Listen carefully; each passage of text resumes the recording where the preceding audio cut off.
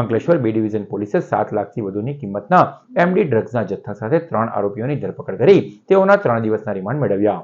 Ankleshwar B division પોલીસના સૂત્રોને બાતમી મળી હતી કે ઇકો કારમાં એમડી ડ્રગ્સનો જથ્થો સગેવગે થવાનો છે. બાતમીના આધારે પોલીસે નેશનલ હાઈવે નંબર 48 પર ઉછાલી ગામ નજીક વોચ ગોઠવી હતી. તે દરમિયાન પોલીસે બાતમીવાળી કાર આવતા તેને અટકાવી તેમાં તપાસ કરતા અંદરથી ડ્રગનો ₹7 લાખની કિંમતનો 70.60 ગ્રામ એમડી ડ્રગ્સનો જથ્થો મળી આવ્યો હતો.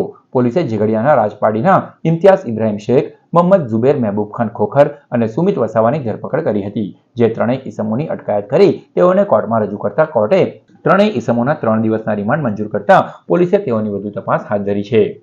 Ankleshwar B division police station દ્વારા તારીખ 25/11/2024ના રોજ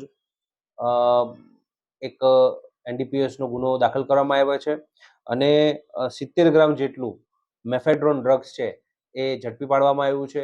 જે અંતર્ગત તે જથ્થો ધરાવનાર 3 આરોપીઓ નામ ઇમ્તિયાઝ ઇબ્રાહિમ શેખ, મોહમ્મદ ઝુબેર મહેબૂબ ખાન ખોખર તથા સુમિત ગોવિંદભાઈ વસાવા નાઓની અટક કરી અને કાયદેસરનો ગુનો દાખલ કરી અને આગળની કાર્યવાહી અટક કરવાની કાર્યવાહી કરેલ છે.